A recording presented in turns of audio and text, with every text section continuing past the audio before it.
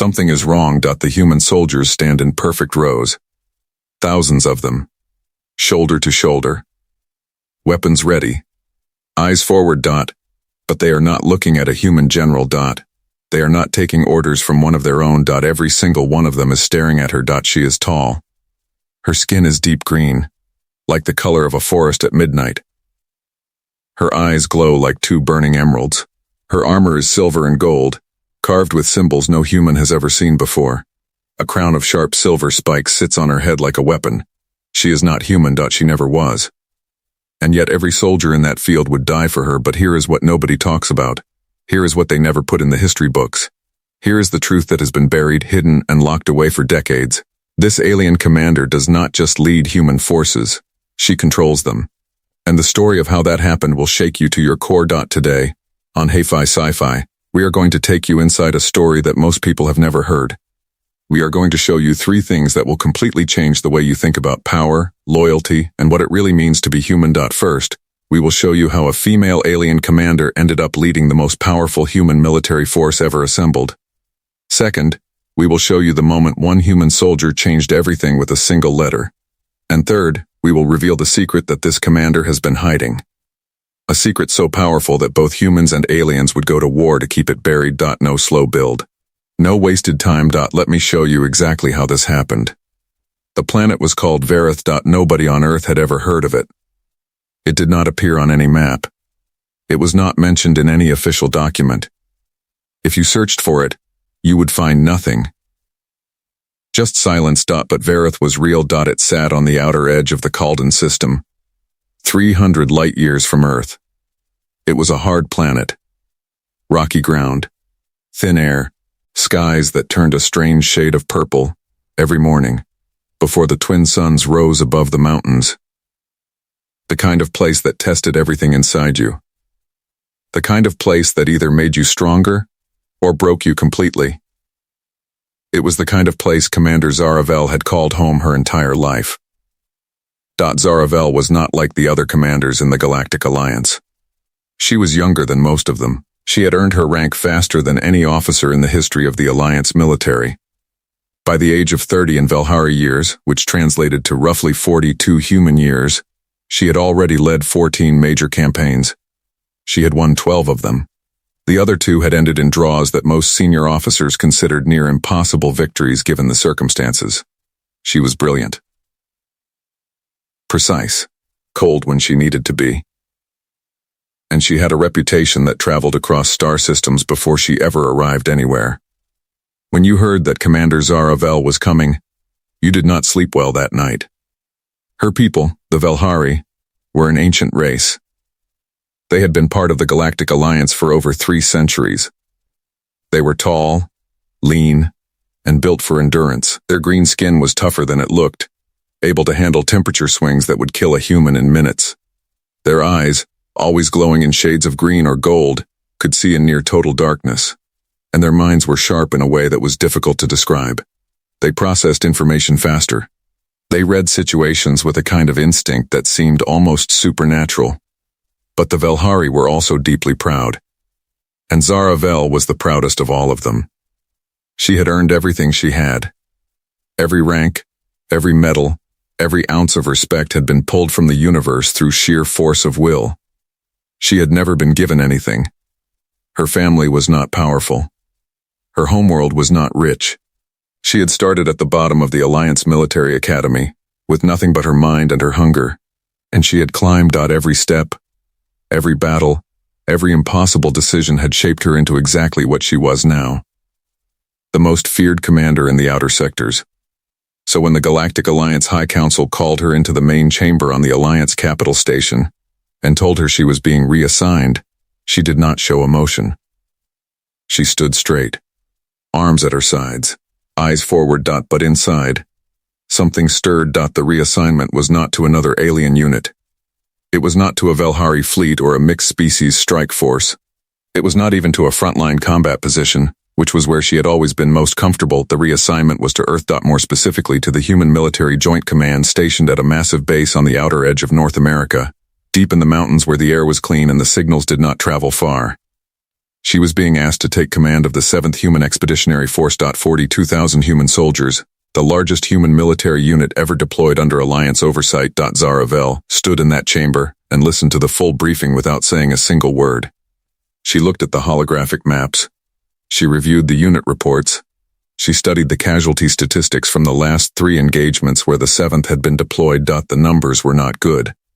The 7th had lost more soldiers in the last 8 months than in the previous 4 years combined. Leadership had been inconsistent.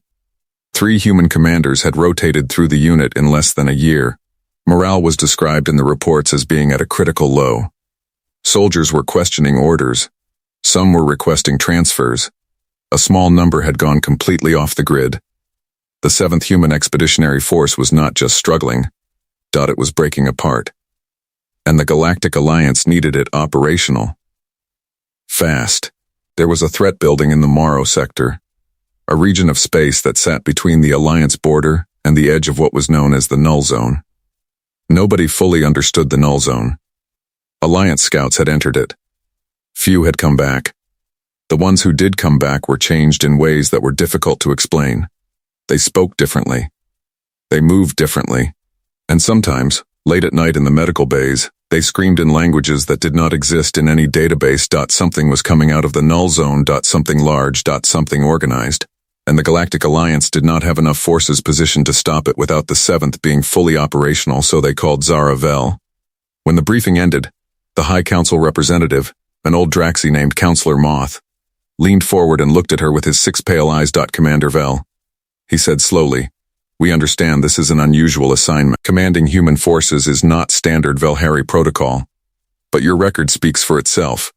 And frankly, you are the only officer in our entire roster we believe can turn this unit around in the time we have." Zaravel looked back at him. She said nothing for a long moment. Then she said, "How much time do we have?" Counselor Moth glanced at the other council members. Then back at her. 60 days, he said. Zaravel gave one small nod. "I will need full command authority," she said. "No interference from the council. No secondary oversight. If I am doing this, I am doing it my way." Counselor Moth hesitated. Then he nodded. "Agreed," he said. What none of them knew, not Counselor Moth, not the other council members, not even the intelligence officers who had prepared the briefing, was that the real challenge was not the threat coming from the Null Zone. The real challenge was already inside the 7th itself. Hidden. Waiting. Ready to explode the moment Zaravel stepped through those base doors. And it had a name, but that name would not surface for another 11 days. First, she had to get to Earth. First, she had to walk into a base full of 42,000 humans, who had never taken orders from anyone who was not human. First, she had to make them believe. And she had never failed to make anyone believe anything in her entire career. She was not planning to start now. The transport ship that carried her from the Alliance station to Earth took 9 days. 9 days through fold space, through the cold dark silence between stars. She used every hour of those 9 days. She read every personnel file in the 7th. All 42,000 of them. She memorized names, ranks, histories, disciplinary records, commendations, and medical files. She studied combat logs from every engagement the 7th had fought in the last 3 years. She watched recorded footage of training exercises, briefings, and post-battle debriefs. She did not sleep much. She did not need to. By the time the transport ship broke through Earth's atmosphere and began its descent toward the mountain base, Zaravel knew the 7th Human Expeditionary Force better than most of the soldiers inside it knew themselves. She knew which sergeants were quietly holding the unit together with nothing but force of personality. She knew which officers were struggling and hiding it. She knew which squads had the highest unit cohesion, and which ones were one bad day away from falling apart completely. And she knew about the letter. It had appeared in the base communication logs 3 weeks before her arrival. A single piece of correspondence, filed through the internal military mail system. It had been flagged by base security, reviewed by 2 intelligence officers, and then quietly buried in a lower-level archive, where it was apparently hoped it would simply disappear. It had not disappeared. Because the soldier who sent it had made 3 copies. 1 for the base commander, who was now technically being replaced by Zaravel. One for the Alliance Oversight Office. And one that had been sent through a private channel to an address that the intelligence officers had not been able to trace. The letter was 11 pages long. Zaravel read it twice during the final hour of descent. When she finished reading it the second time, she set it down on the desk in her small transport cabin and stared at the wall for a very long time. Then she picked up her silver armor and began putting it on, piece by piece, because when that transport ship touched down and those base doors opened, she was not walking in as a visitor. She was not walking in as an advisor or a liaison or a temporary assignment. She was walking in as their commander, and the first thing she was going to do before any briefing, before any inspection, before she even... But only a fraction were standing here today. Maybe 3,000. The rest were on rotation, in training, in the barracks, at their posts. The ones who were here stared at her, some with curiosity, some with confusion, some with something that looked very much like anger. She walked forward. Each step, deliberate. No hurry, no hesitation. She stopped in front of the senior officer on the field, a human major named Harrison Webb, 47 years old, 22 years of service, 3 combat tours, 2 commendations for valor, and according to the psychological file Zaravel had memorized, a deep and unshakable distrust of any authority that had not been earned in his presence. He looked at her. She looked at him. Major Webb, she said, her voice cutting clean through the mountain wind. Where is Private Eli Cross? Major Webb blinked. That was not the question he had been expecting. He had prepared a formal welcome, a briefing packet, a base tour schedule. He had spent 3 days organizing the arrival protocol for the new commander. He had not prepared for this. Private Cross is. He started, then stopped. He is currently in the secondary barracks, Commander. He has been removed from active duty pending review. Zaravel nodded. Once. Take me to him, she said. And just like that, before a single formal word had been spoken, before a single briefing had begun, before anyone on that base had any idea what was happening, the alien commander nobody talked about started walking directly toward the one human who had been brave enough, or desperate enough to, send a letter that almost nobody was supposed to read. Private Eli Cross was 23 years old. He had grown up in a small town in rural Ohio, the kind of place where the roads had no names and the nearest city was an hour away. He had joined the military at 19, not because anyone told him to, but because he wanted to be part of something bigger than the fields, and the quiet that surrounded him every day of his childhood. He was not the biggest soldier in the 7th. He was not the loudest, or the fastest, or the most decorated. He had no special training, no elite designation, no background that would make him stand out in a lineup of 42,000. But he had one thing that most people in his position did not have. He paid attention. Eli Cross paid attention to everything. The way officers spoke in hallways when they thought nobody was listening. The way supply manifests did not match what actually arrived at the base. The way certain orders came through channels that should not have existed. The way soldiers who asked too many questions suddenly found themselves reassigned to remote postings with no explanation. He had been paying attention for 14 months. And 11 pages was what 14 months of paying attention looked like when you finally decided you had no choice but to write it all down. He was sitting on the edge of his bunk when the door to the secondary barracks opened. He expected Major Webb. He expected another round of questions about the letter, more pressure to retract it, more warnings about what happened to soldiers who made accusations without sufficient evidence. He did not expect the alien. Zaravel walked through that door and Private Eli Cross stood up so fast he nearly knocked over the small metal table next to it. He had seen pictures. Everyone had. The Galactic Alliance had been formally integrated with Earth's military for 11 years now. Alien officers appeared at press conferences, at treaty signings, at the big official events that got broadcast across every channel on the planet. But standing 3 meters away from one in a dim military barracks with no cameras, no crowds, and no protocol between you was a completely different experience. She was taller than he expected. Her presence filled the room in a way that had nothing to do with size and everything to do with something he could not name. Her glowing green eyes found him immediately, locked onto him with a focus that made him feel like he was the only thing in the universe at that particular moment. Major Webb stood in the doorway behind her, arms crossed, expression unreadable. Zaravel looked at Private Eli Cross for a long moment without speaking. Then she held up the letter. His letter. All 11 pages of it. You wrote this, she said. It was not a question. Yes, Commander, he said. You made 3 copies, she said. Yes, Commander. You knew they would find 2 of them, she said. You knew they would be buried. You sent the third to an address that no one here has been able to trace. He did not answer that one. She looked at him carefully. Smart, she said. Major Webb shifted in the doorway. Zaravel did not look at him. She kept her eyes on Eli Cross. Walk me through it, she said. From the beginning. Everything you wrote. In your own words. Leave nothing out. Eli Cross looked at Major Webb standing in the doorway. Zaravel still did not look at Webb. Major, she said. You are dismissed. There was a long pause. Commander, with respect, this soldier is currently under review and base protocol requires that. Major Webb, Zaravel said, and her voice did not rise. It did not harden. It simply became a wall.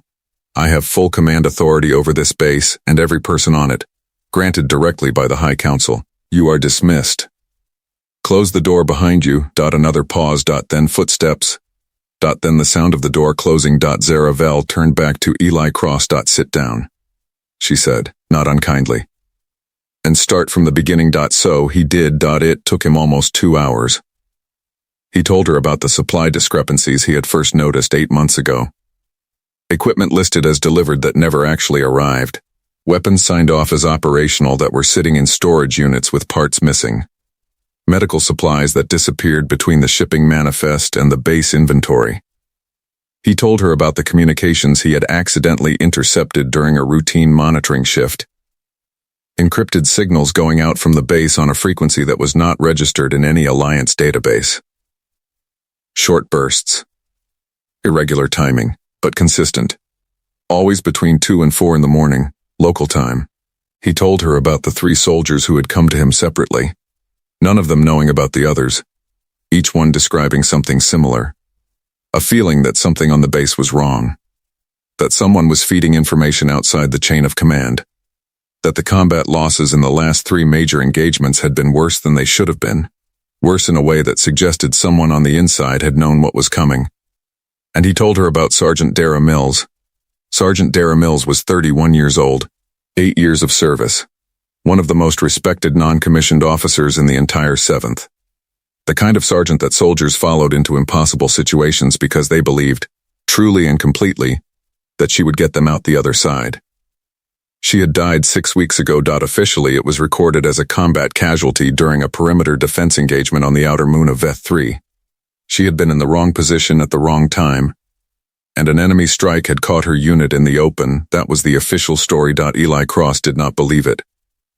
He had been reviewing the combat logs from that engagement as part of a routine data entry task when he noticed something that should not have been there. A timing discrepancy. A small one, only 14 seconds. But 14 seconds in combat was a lifetime. According to the engagement log, the enemy strike had hit Sergeant Mills's position 14 seconds before the base's early warning system had registered the threat, which meant the enemy had struck before anyone on the base knew they were there. That should have been impossible. The early warning system on Veth 3 had a detection range of 40 kilometers. Nothing should have gotten close enough to strike without setting off the alarm first. Nothing. Unless someone had turned the alarm off. Or delayed it. By exactly 14 seconds. Eli Cross finished speaking. The barracks was completely silent. Zaravel had not moved. She had not written anything down. She had not asked a single question the entire time he was talking. She had just listened. Her glowing green eyes steady on him. Her expression unreadable. When he finished, she was quiet for a long moment. Then she said, "How many people know what you just told me?" 4, he said. "Including me, and including you now, the 3 soldiers who came to you separately. Yes. Where are they now?" He hesitated. 2 of them were transferred out of the 7th 3 weeks ago, he said. Posted to remote stations. The third one, he stopped. Zaravel waited. The third one stopped responding to messages 10 days ago, he said quietly. The silence that followed that sentence had weight. Zaravel stood up.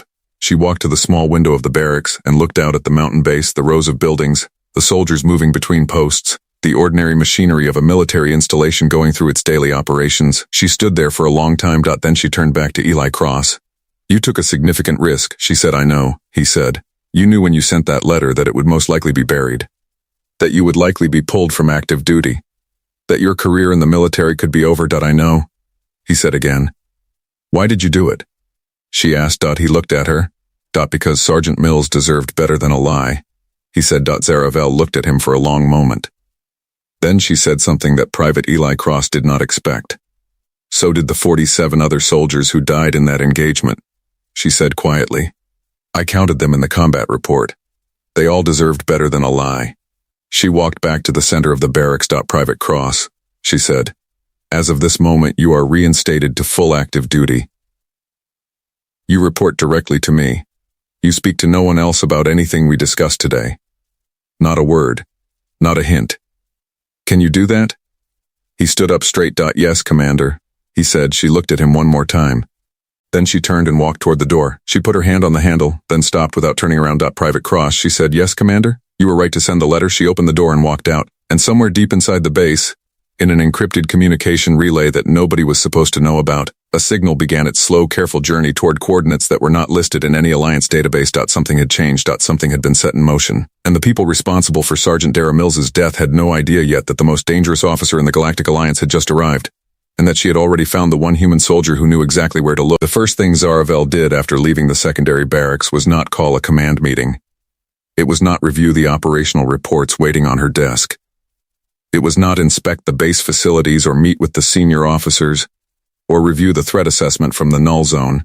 The first thing she did was find the base's main communication relay hub and spend 4 hours alone inside it. She told the 2 technicians assigned to the hub that she was conducting a routine systems review. They accepted this without question. Nobody questioned a commander with full Alliance authority on her first day. She was not conducting a routine systems review. She was hunting.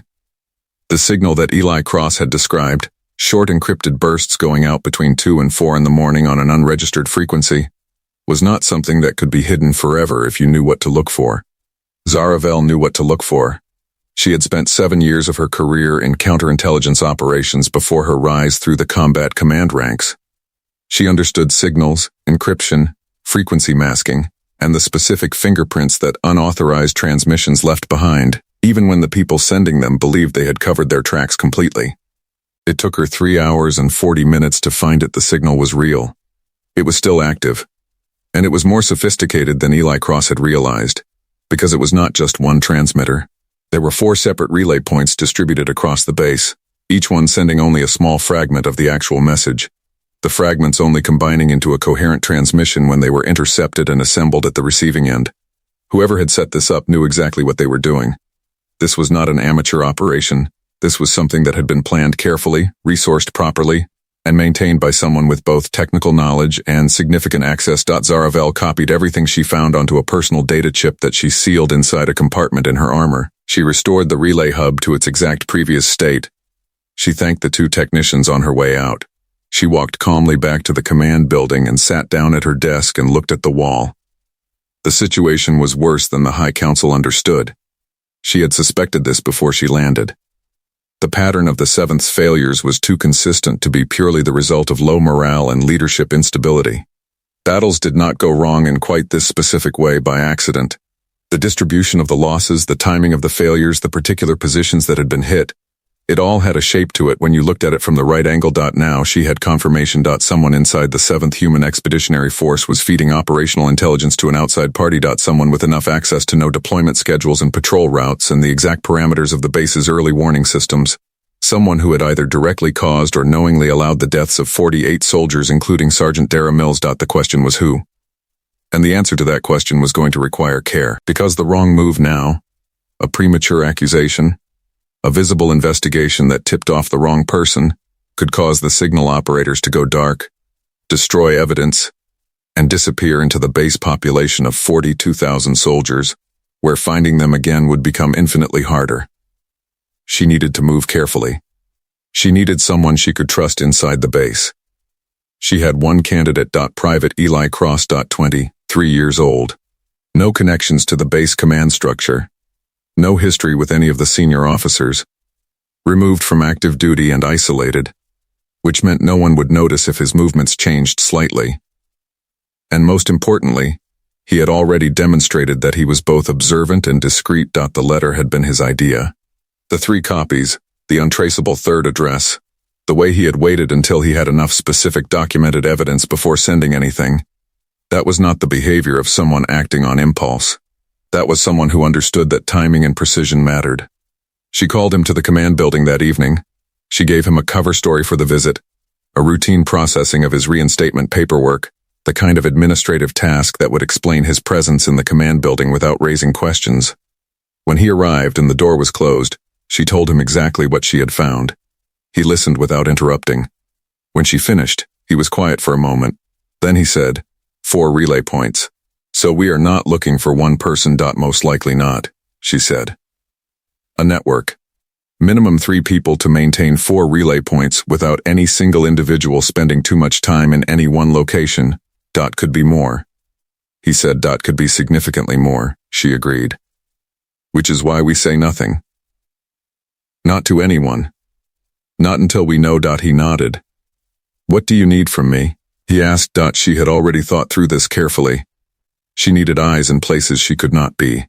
She needed someone who could move through the base without standing out.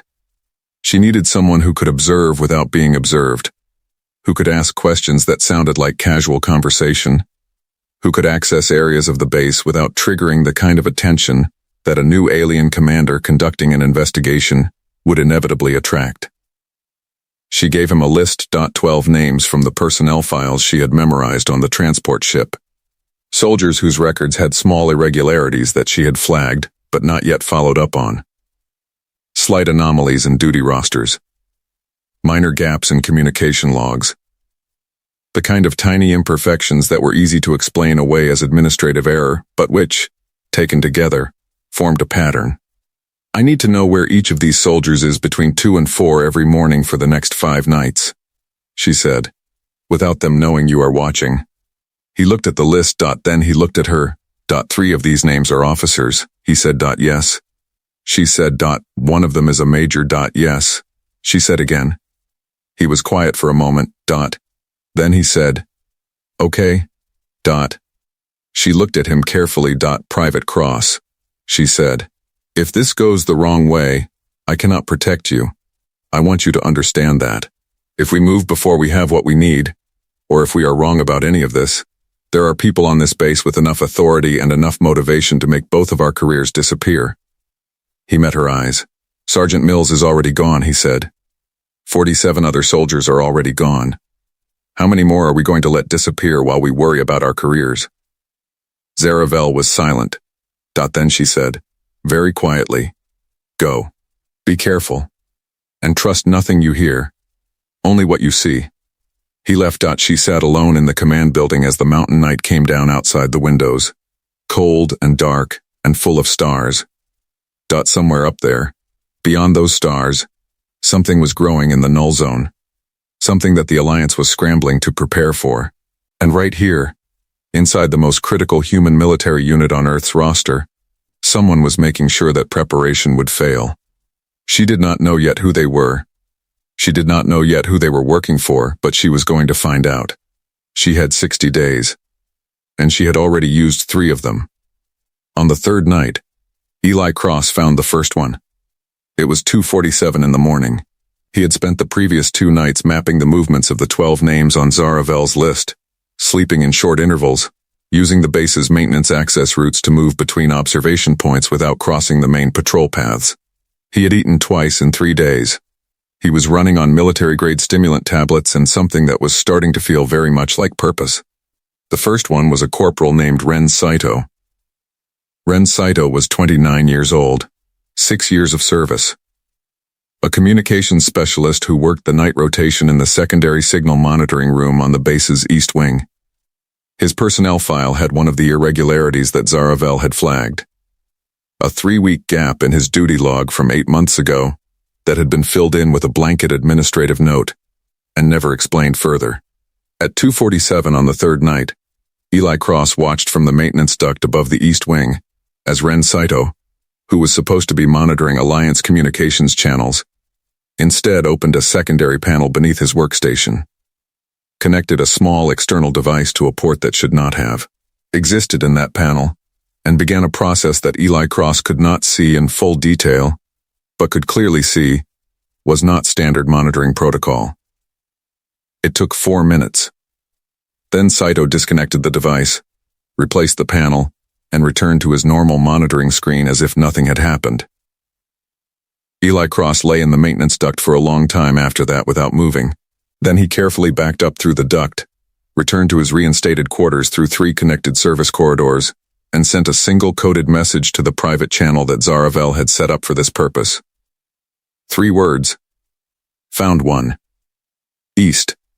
Her reply came back in under 2 minutes. Wait. Watch. Learn. He waited.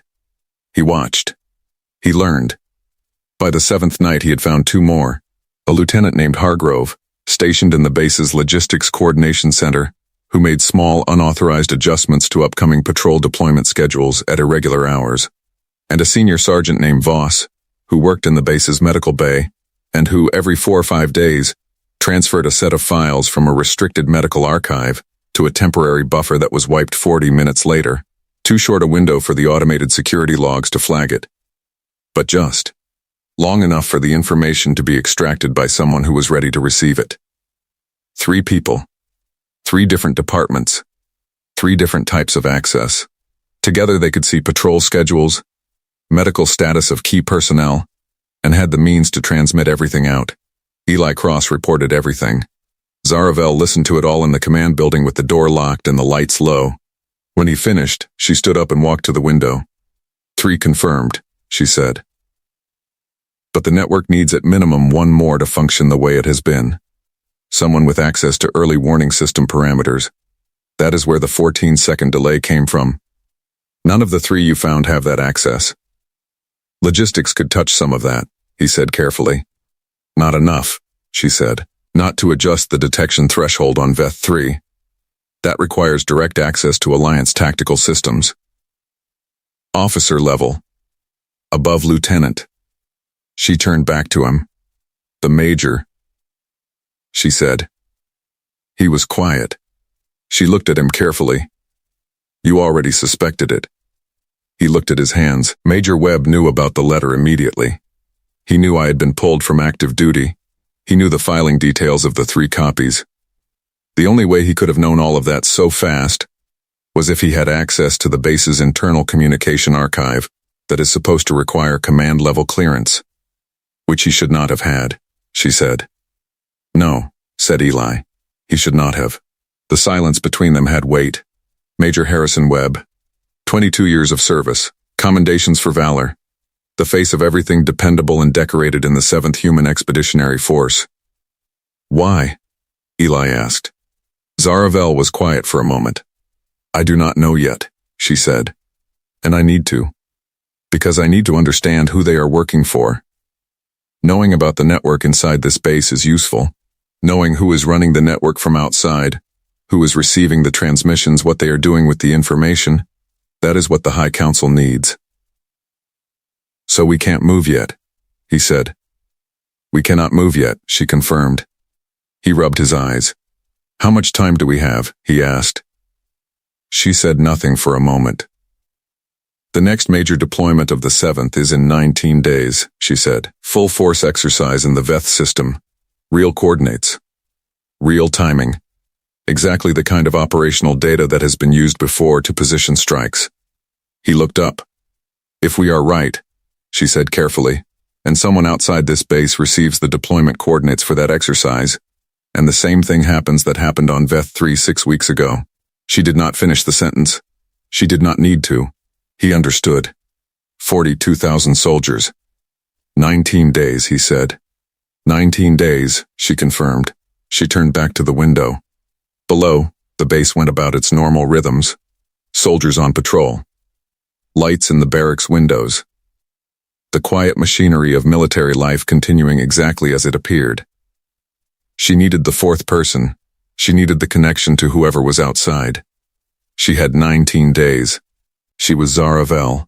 She had won 12 campaigns out of 14. She was not losing this one. Zaravel found the 4th person on day 14. Not through surveillance. Not through Eli Cross's observations. Through something far simpler and far more dangerous. She set a trap.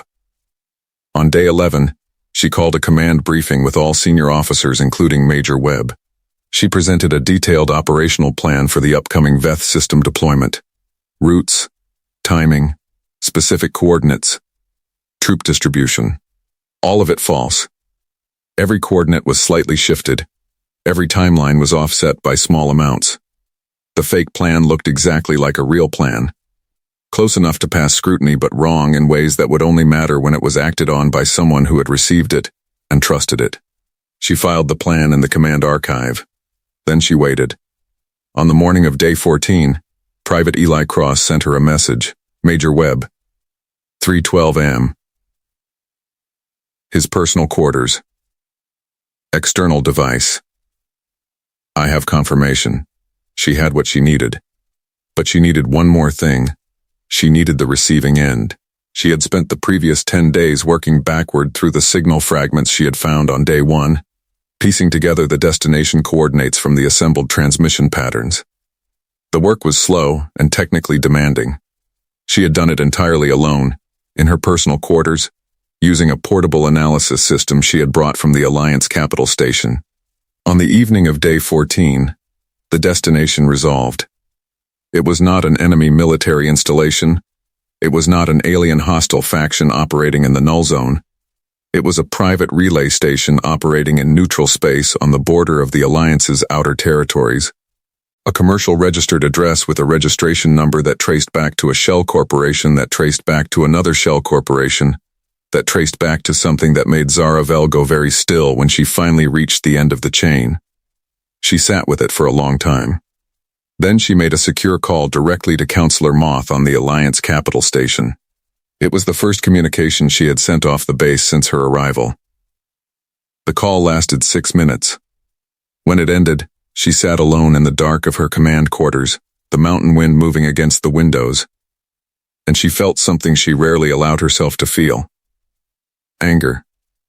Not the professional, controlled, operational kind of anger that she used as fuel. The real kind. The deep kind. The kind that came from understanding that 48 soldiers had died not because of an enemy they could see and fight, but because of something far smaller and far dirtier than warfare. Because of greed.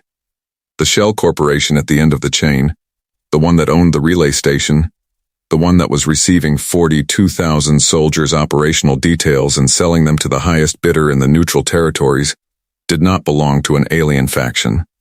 It did not belong to a hostile government. It did not belong to any kind of organized military adversary. It belonged to a private contractor.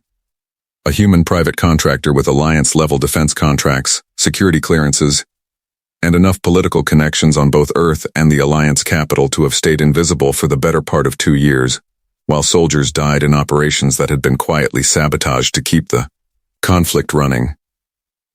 Because a running conflict meant continued contracts.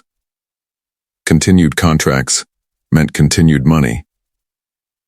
And the money had been extraordinary. Zaravel stood up.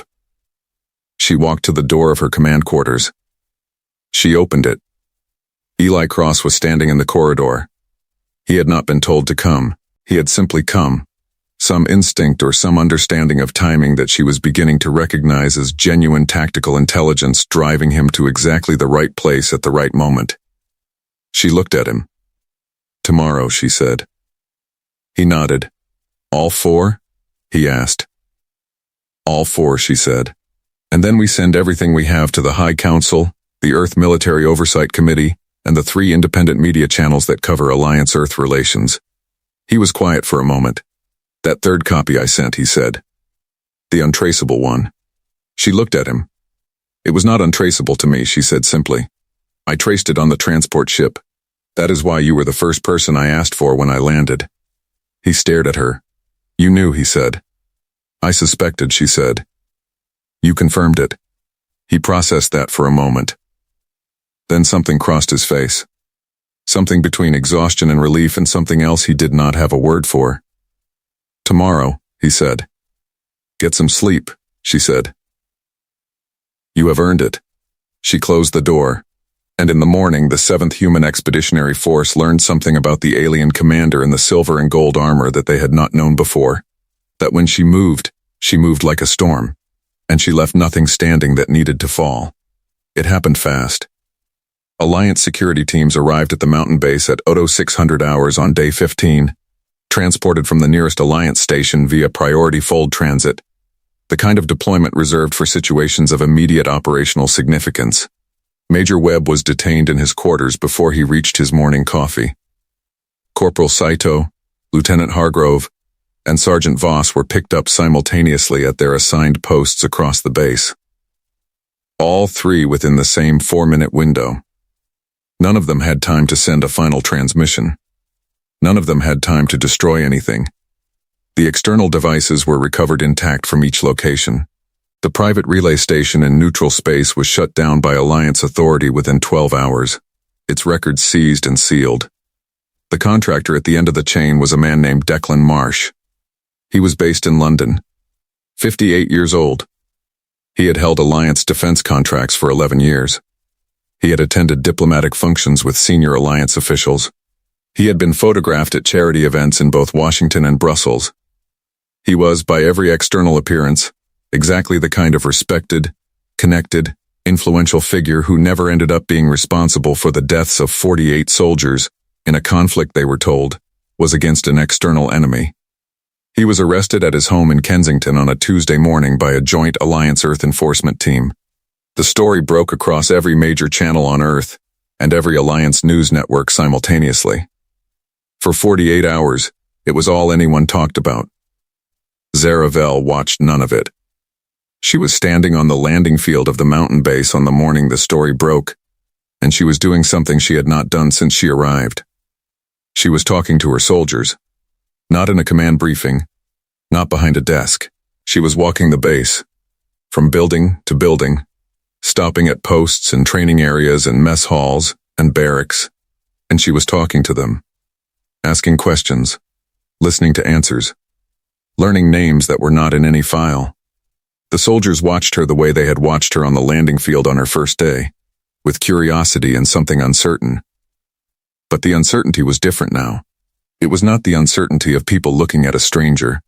It was the uncertainty of people beginning to understand that they had been wrong about something and were not quite sure yet what to do with that understanding. She stopped at a training area where a squad of 12 soldiers was running a drill.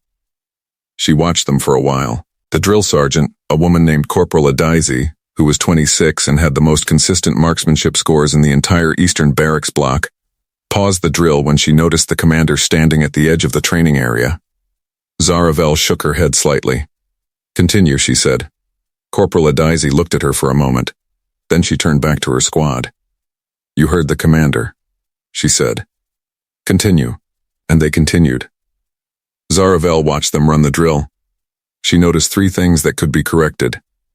She said nothing. She filed them away. There was time.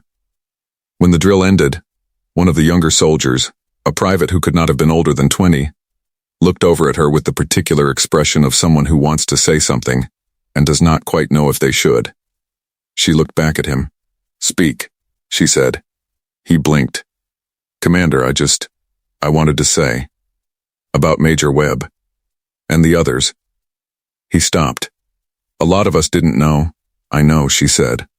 "Some of us feel like we should have." "No," she said clearly. "You should not have known. You were not meant to know. The people responsible for this invested considerable effort into making sure you did not know. That is on them, not on you." He was quiet. She looked at the squad. "What happened to 48 soldiers in this unit is not your failure," she said. "It was a crime committed against you as much as against them. What you do now, how you carry yourselves and how you perform from this point forward, that is what honors them." She paused. "And that," she said, "is the only thing I am interested in. What you do next." She turned and walked back toward the command building. Behind her she heard someone start clapping. Then another. Then more. She kept walking. She did not let them see her face in that moment, because what was on her face in that moment was something she did not easily allow anyone to see. Private Eli Cross fell into step beside her as she reached the edge of the training area. 19 days, he said. "We still have the deployment." "The deployment proceeds as scheduled," she said. "With the real coordinates this time." and with 42,000 soldiers who now know their commander is paying attention. He walked beside her for a moment. "What about the null zone?" he said. She looked at the sky. The mountain morning was bright and cold and absolutely clear. "Whatever is coming out of the null zone," she said, "will find a very different seventh than the one it was expecting." He nodded slowly. They walked in silence for a few steps. Then he said something she did not expect. "Commander." She looked at him. "Thank you," he said, "for reading the letter." She was quiet for a moment. "Private Cross," she said. "Yes, Commander? Thank you for writing it." They walked the rest of the way in silence. But it was not empty silence. It was the kind of silence that exists between two people who have been through something real together. Something that changed them both in ways that would not fully be understood for a long time. 6 weeks later, the 7th Human Expeditionary Force deployed to the Veth system for the largest military exercise in Alliance Earth joint history. The exercise went without incident. Every soldier returned. Every objective was met. And on the day they returned to the mountain base, something happened that had not happened since the unit's founding. The soldiers lined the landing field as the transport ships came down, not because they were ordered to, but because they chose to. And when Commander Zaravel walked down the ramp of the lead ship, they were silent for one moment. Then the noise that came was not polished or formal, or the kind of thing you would hear at an official ceremony. It was the noise of 42,000 soldiers who had decided, somewhere between the null zone threat and the arrests, and the quiet conversations in training areas and mess halls, that they trusted the person walking toward them. Zaravel stood in front of them. She looked across the field. And for the first time since she had arrived on Earth, she allowed herself one small thing. She smiled. Here is the part that nobody talks about. The official Alliance record of what happened at the mountain base was filed under a classification level that most people will never be able to access. The arrests of Webb, Saito, Hargrove, and Voss were handled quietly. Declan Marsh's trial, conducted jointly by Earth's International Court and the Galactic Alliance Tribunal, lasted 14 months and resulted in the longest sentence ever handed down to a civilian contractor in Alliance history. None of this made the top of the news cycle for more than a week. Because the people who control which stories stay in the spotlight and which ones fade decided, as they often do, that a story about institutional betrayal and profit-driven sabotage was less comfortable to keep alive than a story about an alien commander doing something unusual. And so the version that spread was simpler. An alien commander took over a struggling human unit. She turned it around. The 7th performed exceptionally. Good story. Inspiring. Move on. The deeper truth, the network, the contractor, the 48 soldiers, the 14-second delay, the letter from a 23-year-old from rural Ohio who simply paid attention and decided that paying attention was not enough. That truth got quieter, but it did not disappear. Because of the 3rd copy of Eli Cross's letter, the one with the untraceable address, that address belonged to an independent journalist based in Edinburgh, Scotland, a woman named Mara Fenn, who had spent 6 years covering Alliance Earth military affairs for a network that operated entirely outside the major media structures. She had received the letter, understood its significance immediately, and spent 11 weeks verifying every detail before publishing a 90-page documented account that went live on the same day Declan Marsh's trial began. It was read by over 200 million people in the first month. It won 3 international journalism awards, and it was cited in the complete restructuring of Alliance Earth joint military oversight protocols that followed the trial. A restructuring that created the first truly independent watchdog body with the authority to investigate any base, any officer, any command structure, without political interference. 48 names were inscribed on a memorial panel installed at the mountain base following the trial. Sergeant Dara Mills's name was first. Zaravel attended the installation ceremony. She stood in the cold mountain air as the names were read aloud one by one. She did not speak at the ceremony. But afterward, as the other attendees moved away, she stayed behind for a few minutes. She stood in front of the panel. She looked at the names, and she said quietly, to nobody and to everyone at the same time, "You were not forgotten." Then she turned and walked back toward the base. because there was still work to do. The null zone was not waiting, and neither was she. If this opened your eyes to what real leadership actually looks like, the kind that does not ask permission to do what is right, you are in exactly the right place. Let's take a moment and think about what we just witnessed in this story. 42,000 soldiers were one deployment away from another catastrophe. The network inside the 7th had been operating for months. The official channels had buried the evidence. 3 copies of a letter had been sent into the silence, and only one had reached someone willing to do something about it. And then a commander nobody expected, from a species nobody on that base had chosen, walked through the door and decided that the truth was more important than comfort, and that soldiers were more important than politics. 3 things to carry with you from this story. First, real authority is never about appearance. Zaravel did not prove herself by standing taller or commanding louder. She proved herself by showing up in the secondary barracks before she even looked at her desk. She proved herself by asking the question nobody else was asking. Second, the bravest thing in any system is often the person at the bottom who notices something wrong and decides to write it down. Eli Cross had no power, no protection, and no guarantee that anyone would listen. He wrote it down anyway. Third, justice is slow and quiet, and rarely arrives the way we expect it to. It arrived here because of a journalist in Edinburgh who took an 11-week investigation seriously. Because of a commander who read 11 pages on a transport ship and asked to meet the soldier who wrote them.